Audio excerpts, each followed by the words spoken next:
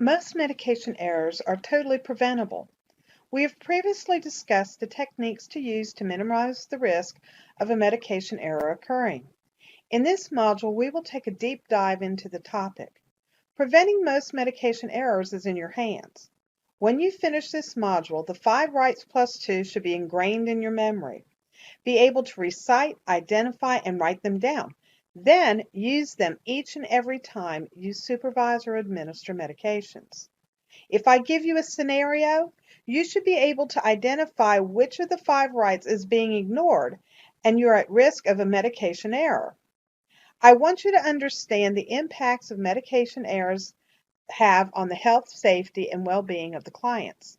You also need to know circumstances or situations that put you at higher risk for making a med error, and techniques to help prevent their occurrence. What is a medication error? The public took notice in 1999 when the Institute of Medicine, IOM, released a report, To Err is Human, Building a Safer Health System. According to the report, between 44,000 and 98,000 deaths may be the result each year from medical errors in hospitals alone. More than 7,000 deaths each year are related to medications. In response to the IOM's report, all parts of the U.S. health system have put an error reduction strategy into high gear by reevaluating and strengthening checks and balances to prevent errors. By educating yourself and the person you're taking care of, you can minimize the risk of a medication error.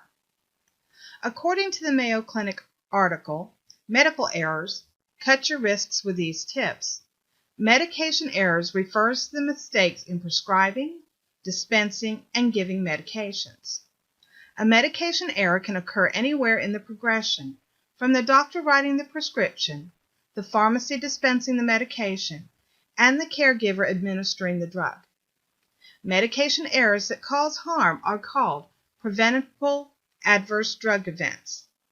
If the medication error occurred, but no one was harmed, it's called a potential adverse drug event. Most medication errors are commonly caused by poor communication between doctors, poor communication between the doctor and his patient, drug names that sound and look alike, and medical abbreviations. Where does the error originate? The 3 basic categories are prescribing, dispensing, and administering. A prescribing error occurs when the prescribing practitioner makes a mistake. It could be the wrong medication or the wrong dose, the wrong indication, or due to unclear instructions. A dispensing error occurs at the pharmacy. The medication is not prepared and delivered as ordered by the prescribing practitioner. The medication could be delivered to the wrong patient. Administration errors or mistakes that the independent client, you, or the person that is administering or supervising the administration of medicine makes. Most of them go back to neglecting the 5 rights and occur because the medicine is given to the wrong person, or it is the wrong medication, or it's the wrong dose, or it is given by the wrong route or given at the wrong time. An administration error could be any one of those mentioned or a combination of 2 or more. Prevention of medication errors. Knowledge is the strongest weapon in your arsenal when fighting medication errors. Remember, if in doubt, check it out. The first step is to thoroughly familiarize yourself with the person's medications. You should be able to answer the following questions about each medication that you will be administering or supervising the self-administration. What is the brand or generic name of the medication? What is the medication supposed to do, and how long until results are seen? What is the dosage, and how long will the medication be taken? What time or times is the medication given? Are there any foods, drinks, or other medications or activities that should be avoided while taking this medication? Will the medication interfere with other drugs that are prescribed? If so, how? What are the possible side effects, and what should you do if they occur? A great deal of this information is found in the pamphlet you'll receive from the pharmacy. If you go to the internet to look for additional information, be sure you are using a resource that is medically recognized, such as WebMD, RxList, and Drugs.com. I personally like Drugs.com. It has useful tools like interaction checkers and pill identifiers, in addition to specific information about the drugs, both at the consumer level and the professional level. If using the interaction checker, realize it is extremely conservative and you may find potential interactions with several of the medications your person is taking. Often when prescribing, the doctors look at the benefit versus the risk. Use the tool to give you a heads up that will allow you to watch for potential issues that you should report to the doctor. Now that you've built your knowledge base, it's time to teach the individual about their medications. Base your training on the ability of the person. He or she may be able to understand and answer each of the questions you used for your study. Others may only be able to identify the pill by color and tell you what it does. The training may be as simple as, the blue pill is Zoloft, and it helps keep me from being so sad. It is important that you help them recognize which pills are due at what times. Go over each time you pass the medications. You will find that most people will remember. Then, a key part is if the person tells you something's not right, listen. Double-check the MAR and confirm the 5 rights. By actively involving the individual you're caring for in your medication error prevention plan, the risk of errors can be further reduced. Since everything concerning the administration of medication revolves around your MAR, an up-to-date and accurate MAR is essential. To confirm all of the 5 rights, you will be relying on the MAR after you match the person's name to the name on the MAR. Generally, changes to the MAR will happen when a new medication is added or when a medication is discontinued. As soon as you have access to the MAR and there is a change, it is crucial that the addition or deletion be recorded accurately and completely. Let's review the process for both adding a medication, discontinuing a medication, and changing the dosage of a medication. When adding the medication to the MAR, be sure to have a copy of the prescription or doctor's order and compare the label to the prescription. Then add the information to the MAR in the next available block. Copy the information directly from the label as you did when we were studying the MAR in Module 2. Include the name of the medication, the strength, how many tablets or capsules or how much liquid, how many times a day it will be given, what route, the name of the prescribing practitioner, and the date of the prescription. Be sure to follow the protocol your agency has for assigning times to be given. If there are time intervals specified in the instructions, such as every 8 hours, be sure that the times assigned are based on the doctor's order. When a medication is discontinued, it is essential that it is immediately documented on the MAR that it has been discontinued. Use yellow highlighter to highlight the entire entry and then write the reason and the date the entry was removed from the MAR. By highlighting the entry, it draws attention to the fact that there is a change and to use caution. This technique minimizes the possibility of someone administering a medication before realizing the order was discontinued. I know I've mentioned this numerous times, but it warrants repeating. Preventing medication errors is in your hands. Most errors occur as a result of lack of focus or becoming lax in following the protocol for ensuring the 5 rights are observed. Always use the MAR and never your memory when preparing medication. If the label does not match the MAR entry, find out why. Don't just give the medication because that's what he always takes. If there is a discrepancy between the MAR and the label, you should never see anyone signing off that medication. Track it down. Find out why it isn't the same using your copy of the order. If the order or the copy of the prescription matches the MAR, call the pharmacy to confirm whether you have a copy of the latest order or if there was an error on the part of the pharmacy in dispensing the drug.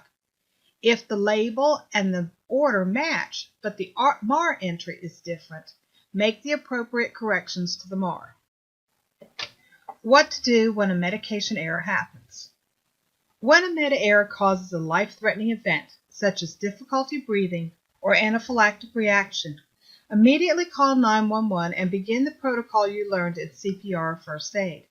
When EMS arrives and takes over, give them a report and call your supervisor. In all other types of medication errors, call your supervisor immediately. The appointed person must call the doctor for instructions.